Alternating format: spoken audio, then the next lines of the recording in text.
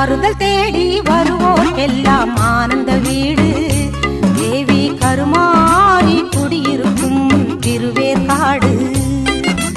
ஆறுதல் தேடி வருவோர்க்கெல்லாம் ஆனந்த வீடு தேவி கருமாரி குடியிருக்கும் திருவேற்காடு.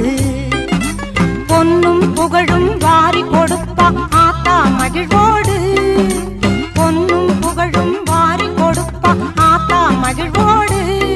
அவன் நெஞ்சமெல்லாம் அன்பு மணக்கும் குங்கும பூக்காடு, அவன் நெஞ்சமெல்லாம் அன்பு மணக்கும் குங்கும பூக்காடு.